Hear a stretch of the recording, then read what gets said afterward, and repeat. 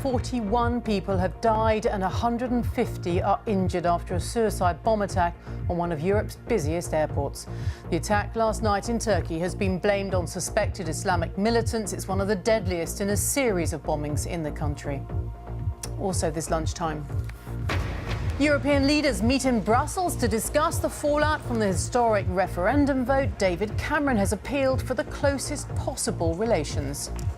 While Britain is leaving the European Union, it will not, it should not, and in my view it won't turn its back on Europe.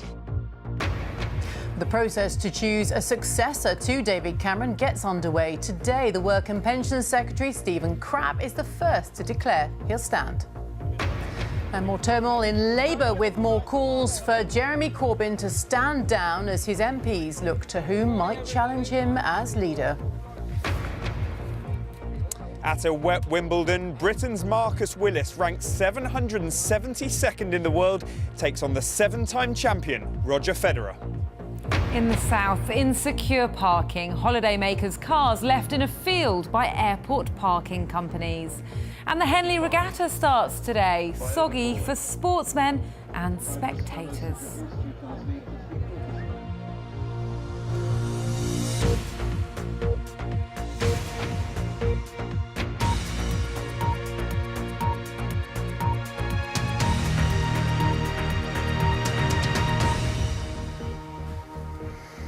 Hello, good afternoon. Welcome to the BBC News at 1. Turkish officials believe militants from so-called Islamic State were behind last night's attack on Istanbul's main international airport, in which at least 41 people have died. Nearly 150 people were wounded in the attack at Ataturk Airport after three men began shooting inside and outside the terminal. The gunmen blew themselves up after police fired at them.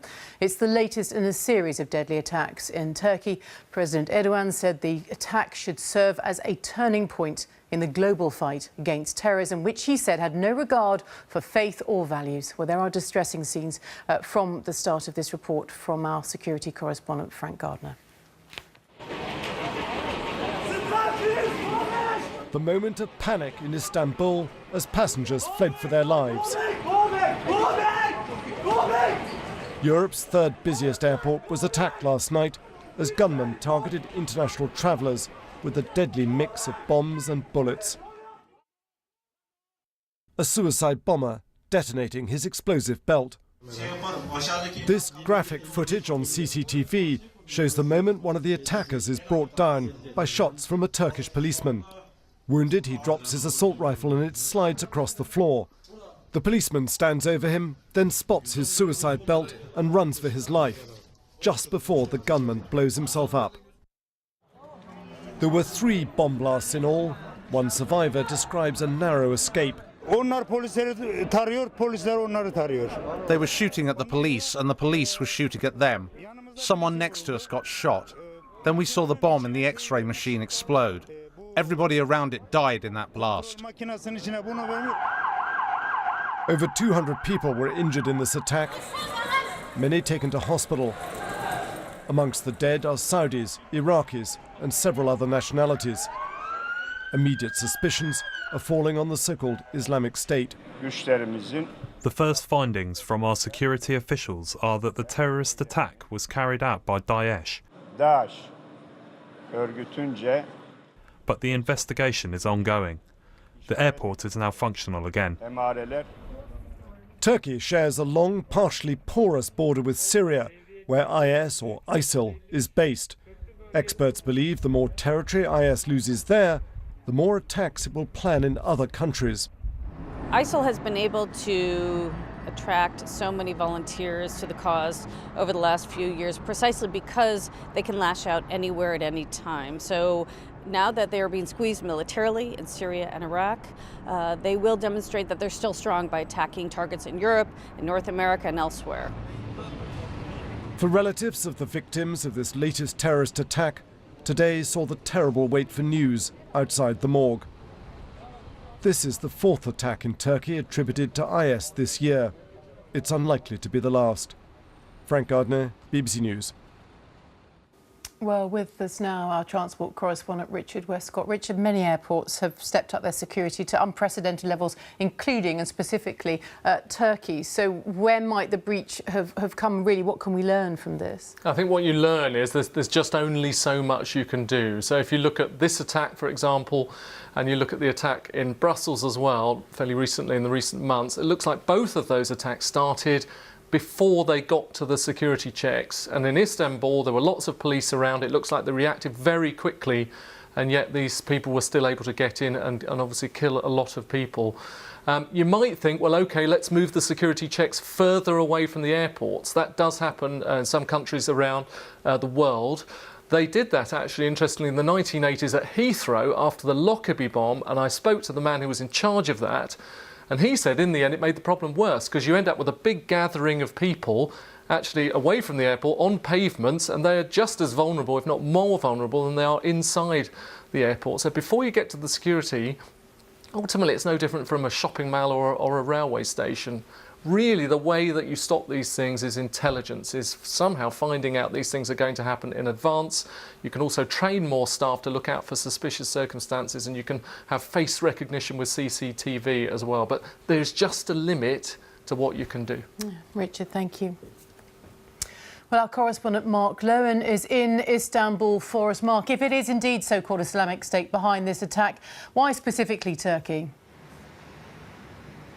Okay, Turkey is extremely vulnerable at the moment, not least because of its geography. As Frank mentioned in his report, this country has a 500-mile-long border with Syria, 200-mile-long border with Iraq. That border with Syria was previously seen as somewhat porous, allowing militants and weapons to cross largely unchecked into and out of Syria. So arguably IS cells have therefore been facilitated to grow within the country here in Turkey. On top of that, Turkey then became a part of the US-led coalition against so-called Islamic State, making it even more vulnerable and even more of a target.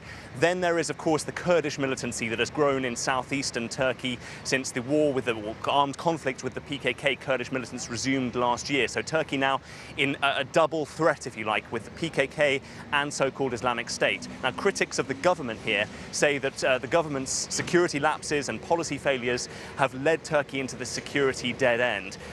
President Erdogan and his government say that IS has shown it can act with impunity right across the world, striking, of course, most recently in Paris and Brussels.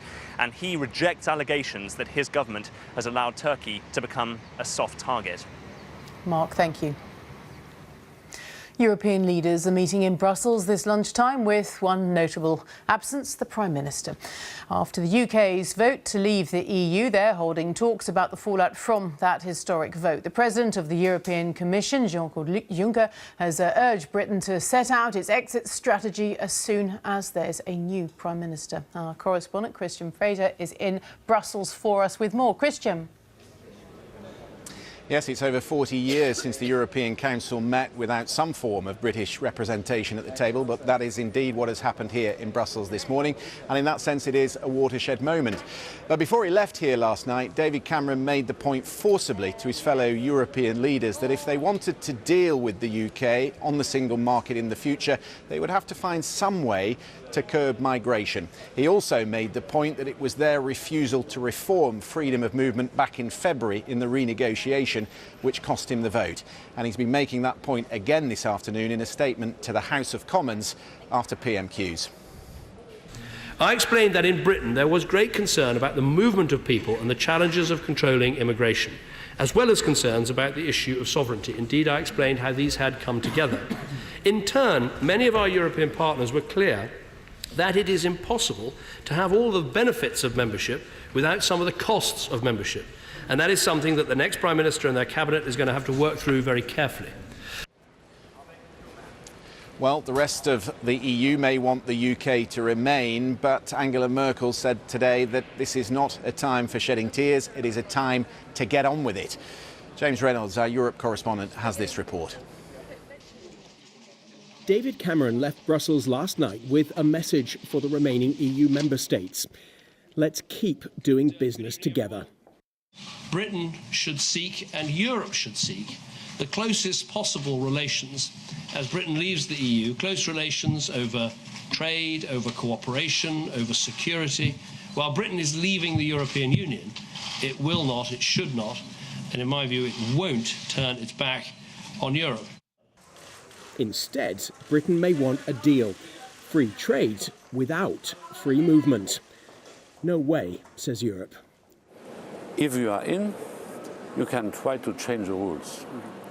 And in the framework of the deal we have concluded with David Cameron, there were indications how these things could be changed. But this deal does no longer exist. If you are out, you are out. The EU still has 28 member states. But this morning, only 27 places were laid at this leaders' meeting. David Cameron was not invited to join the remaining countries' talks on the future of the EU. I think it's not about him today, and he and Britain knows what to do after what they did. Today is about us, what we are going to do, about our unity, and about preparation for the transitional period for British withdrawal. Britain may still be an EU member, but it no longer gets a seat in every meeting. This bloc is changing, and to some, that means new opportunity. Scotland's First Minister Nicola Sturgeon has wasted no time in getting here. This morning in Brussels, she met the head of the European Parliament, Martin Schulz. This is very much an initial meeting, a series of meetings in Brussels today, so that people understand that Scotland, unlike other parts of the United Kingdom, doesn't want to leave the European Union. She's beginning her effort to find ways to keep Scotland within the EU. James Reynolds, BBC News, Brussels. Well, Nicola Sturgeon has also been meeting the various group leaders in the Parliament, and this afternoon she will meet the Commission President Jean-Claude Juncker. But what we're hearing from people that she's spoken to is a familiar theme. They're saying that there's a lot of sympathy and an awful lot of warmth for the Scottish people, particularly those who want to remain within the EU. But at the moment, so long as they're concerned, this is an internal matter and a matter for the UK government. Christian, thank you. Here, nominations are opening for the next Conservative leader. The Work and Pensions Secretary, Stephen Crabb, is the first to announce he will stand, while Boris Johnson is said to have the support of 100 MPs. Theresa May is also expected to run. Meanwhile, the Labour Party leader, Jeremy Corbyn, is expected to face a leadership challenge today after 3/4 of the parliamentary party backed a motion of no confidence in him. Let's get the latest then from Clive Myrie, who's at Westminster. Clive. Yes, Kate, it is a curious time here at Westminster. The question of who's going to replace David Cameron and lead the country should become a little clearer in the coming hours. Conservative MPs have until tomorrow to declare if they want the job, and it looks like there'll be several contenders, as our political correspondent Eleanor Garnier explains. This duo are being dubbed the blue-collar ticket. They both come from working-class backgrounds. He wants to be your next Prime Minister, and the Business Secretary is backing him. Under them, there'll be no second referendum. You know what that referendum outcome was. That's to take Britain out of the European Union. That's the duty that falls to all of us now to get on and implement, and we've got to do it to make it work. We do it in an upbeat, optimistic way, saying that Britain is open for business, and we've got to crack on and do it. But it's this man who seems to be the one to beat at the moment. Morning. And he's picking up support from across the party. We need to make sure that we get a good deal in our negotiations with the rest of the world and Europe. And I think Boris is a politician who could operate on that world stage. And that is what I want party members to think about. Also in the frame, Theresa May. The Home Secretary is likely to be a strong contender and the main Stop Boris Johnson candidate. Some, like the Education Secretary, are still making up their minds about whether to run for number 10. She's calling for 16 and 17-year-olds to get the vote and wants a positive case for immigration. The Leave campaign have unleashed or emboldened something quite unpleasant in our society, which we're seeing now in the hateful attacks and comments and everything else. And that is something that is shameful and something that I don't think is what Britain is about. I think we are about tolerance. The next Conservative leader will also be the next Prime Minister, with the huge task of negotiating Britain's exit from the European Union. The final decision will be made by the Conservative Party membership, and whoever they pick will be in place no later than September the 9th. The Prime Minister. And with Mr Cameron counting down the days till he goes, the Labour leader couldn't resist a dig at Prime Minister's questions. The Prime Minister has 2 months left. Will he leave a one-nation legacy? And will that one nation legacy be the scrapping of the bedroom tax, the banning of 0 hours contracts and cancelling of the cuts to universal credit? More does need to be done to tackle poverty, the Prime Minister said, but we all have to reflect on our role in the referendum campaign. I know the honourable gentleman says he put his back into it. All I'd say is I'd hate to see him when he's not trying. Deconstructing the aftermath of the referendum result isn't easy. Both parties have got a lot more clearing up to do before things can get anywhere near normal again. Eleanor Garnier, BBC News, Westminster. So plenty for our assistant political editor, Norman Smith, to chew over. He's in the lobby at the Commons. Norman, quite a weird atmosphere at PMQs. First of all, the Labour front bench. Was there anyone on there that anyone recognised? Clive, it was sort of Alice in Wonderland, really a surreal feeling to today's PMQ. So we had one leader, the Prime Minister, who's going, but whose backbenchers seem to want him to stay. And then another leader, Jeremy Corbyn, who's staying, but whose backbenchers want him to go. And then, as you say, around him, a new shadow cabinet. And we journalists were sort of rubbing our eyes thinking, who are these people? And we learned that one of them has already quit, having only been appointed 48 hours ago. And then behind Mr Corbyn, his backbenchers sat in near silence. And so it was left to the Prime Minister to raise the whole issue of Mr Corbyn's leadership. I have to say to the honourable gentleman, he talks about job insecurity and my 2 months to go. It might be in my party's interest for him to sit there. It's not in the national interest. And I would say, for heaven's sake, man, go.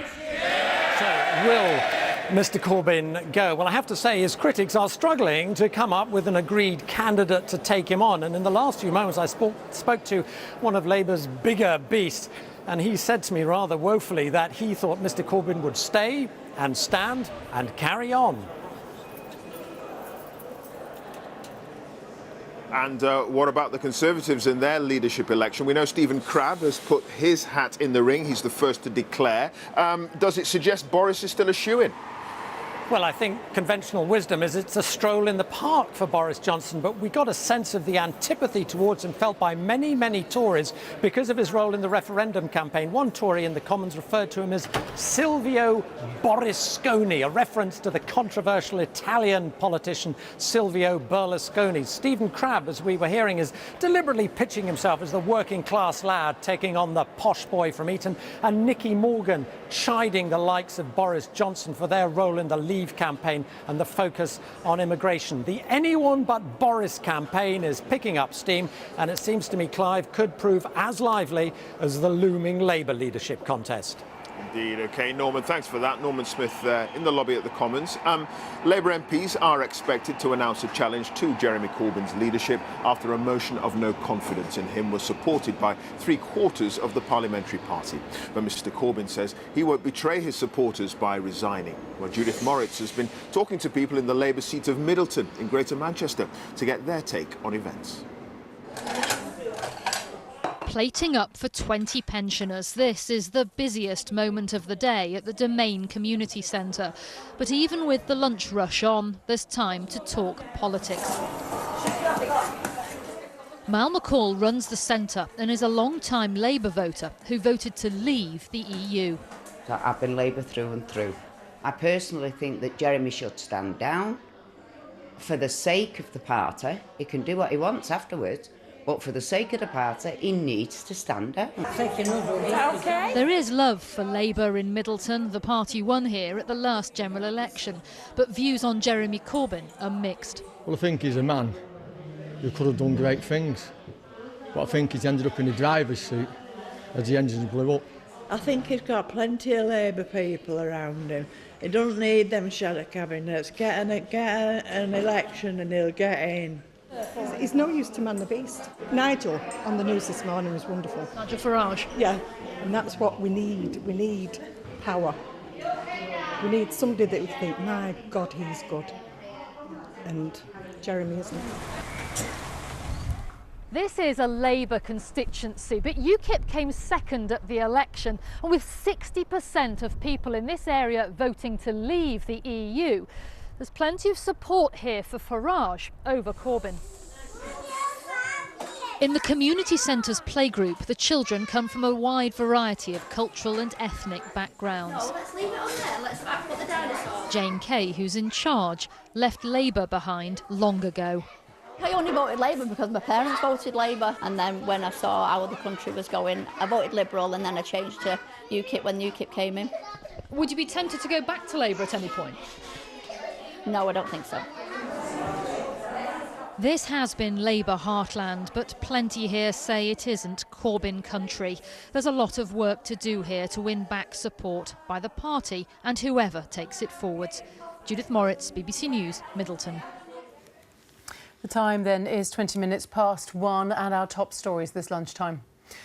41 people have died and 150 are injured in a suicide bomb attack on Istanbul's main international airport. Turkey blames so-called Islamic State. The process to choose a successor to David Cameron gets underway today. The Work and Pension Secretary, Stephen Crabb, is the first to declare he will stand. In South today at 1:30, not in my backyard, why residents in Berkshire have been told they can't go into their gardens. And it's the first day of the Henley Regatta, and it's a little on the soggy side.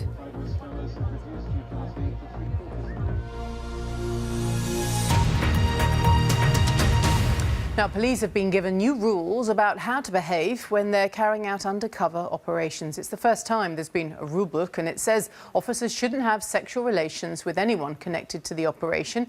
It also says officers must submit to regular psychological testing. Here's our Home Affairs correspondent, Dominic Casciani. Stephen Lawrence's family targeted for intelligence. The names of dead children used for fake identities, and officers sleeping with their targets. Serious allegations levelled against undercover police. Mark Kennedy had relationships with 3 women while undercover. One deployment led to a major miscarriage of justice.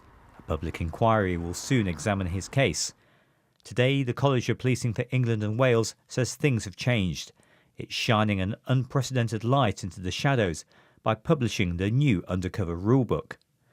The guidance says officers are banned from having sexual relationships with targets. They must be psychologically vetted, and senior officers must oversee all operations. There have been very legitimate public concerns about the use of undercover officers. It's a very, very important tactic in catching the most dangerous and serious criminals in our society, but it's right that the rules should be laid out and that the public should understand what the rules are and that the people working in that environment, they are protected. The state investigating Kate Wilson, campaigning to know why she had a relationship with an officer. She's not convinced the police can reform themselves. If there's no public oversight, and by public oversight I don't mean some other establishment officials signing off on what they're doing behind closed doors, I mean real public oversight, then I don't see how there can be any kind of control. Undercover operations could be happening anywhere, at any time. And even though there's only so much the public will ever be told, police chiefs insist there's now proper oversight in place. Dominic Casciani, BBC News. Let's get more now on the fallout from last week's referendum, which saw, of course, the UK voting to leave the EU. Today at Stormont, the Northern Ireland Secretary, Theresa Villiers, will meet the Irish Foreign Affairs Minister, Charlie Flanagan, to discuss the impact of the vote on cross-border relations. Our correspondent, Chris Page, has been gauging the mood at a livestock market in Ballymena. Chris.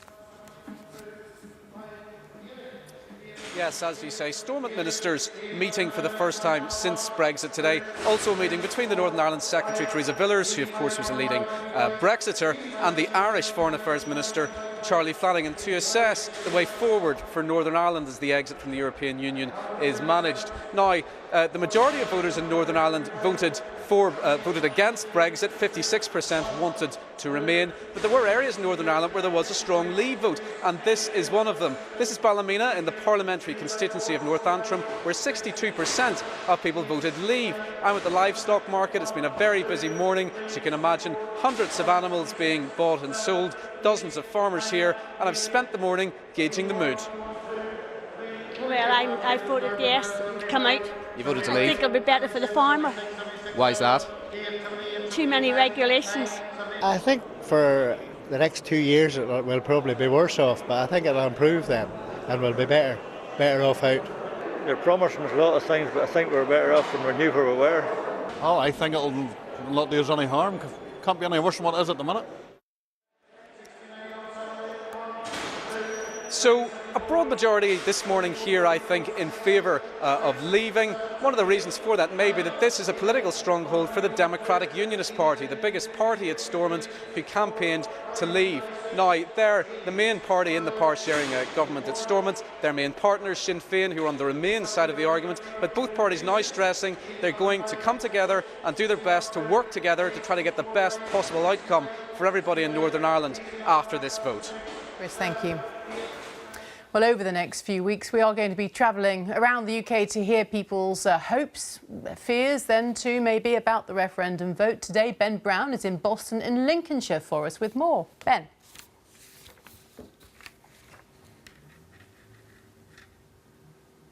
Like 75% of people here voted in favour of leaving in the referendum, the highest majority in favour of leaving in the whole country, 3 out of 4 voters.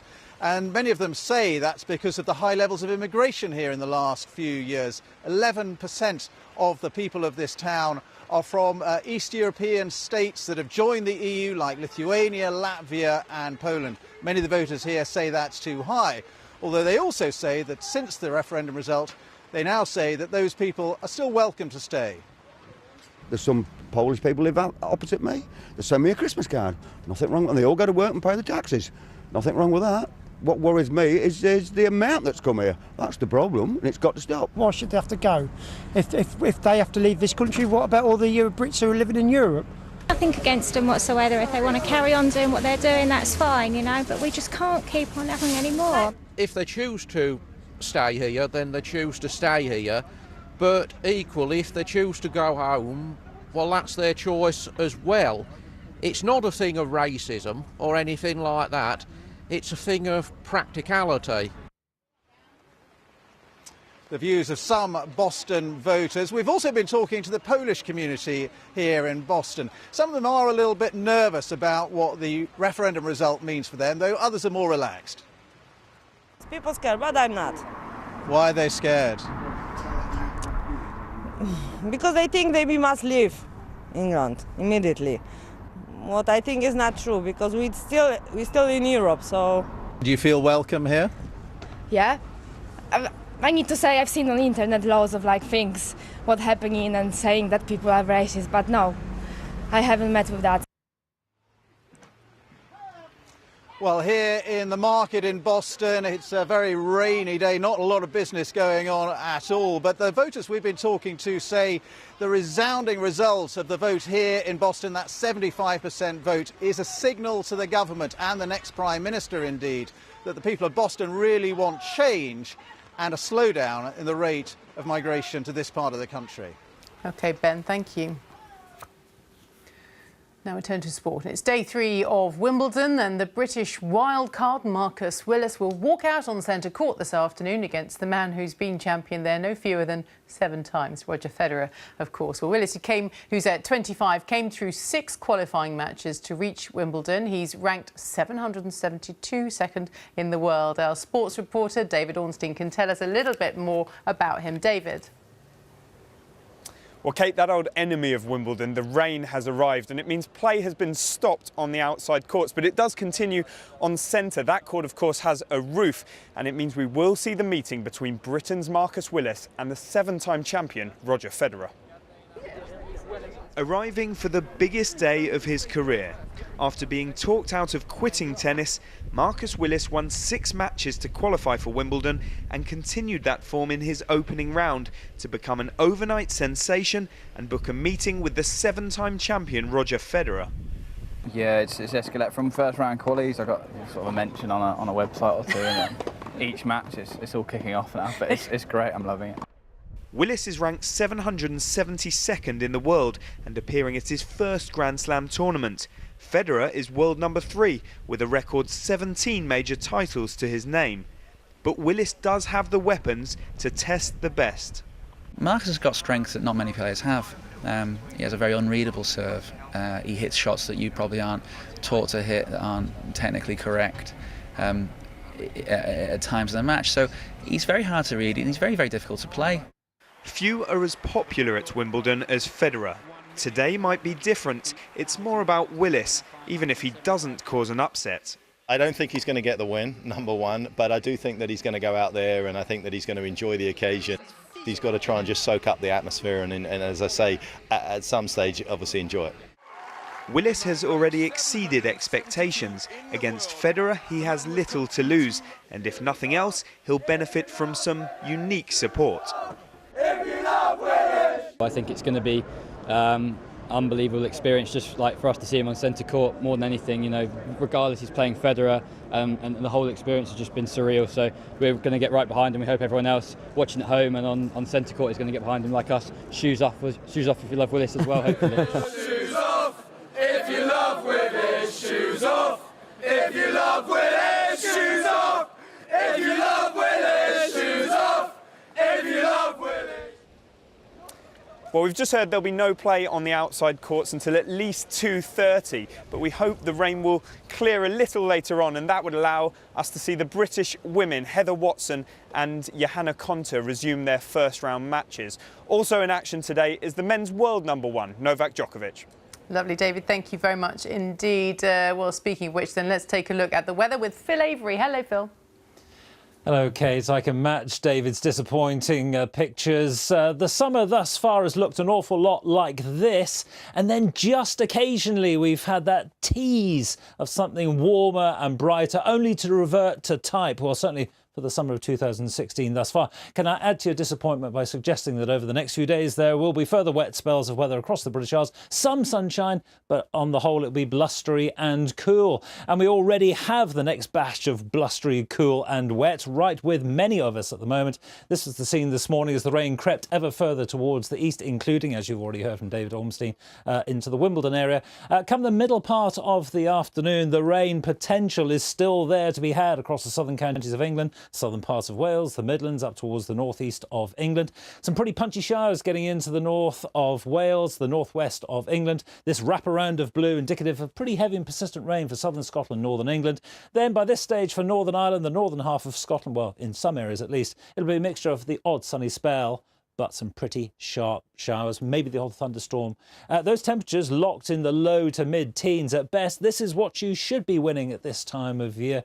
If we could see a little bit more sunshine, that would of course help.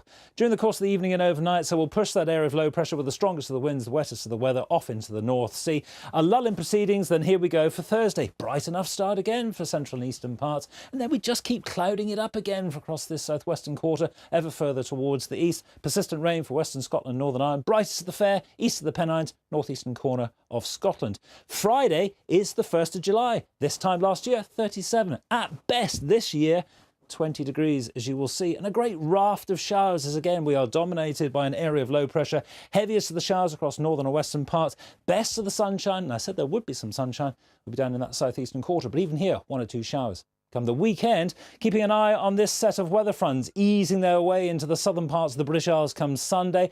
An area of more cloud, more persistent rain perhaps. And further north, still that showery regime. My word, showers is the theme of Saturday.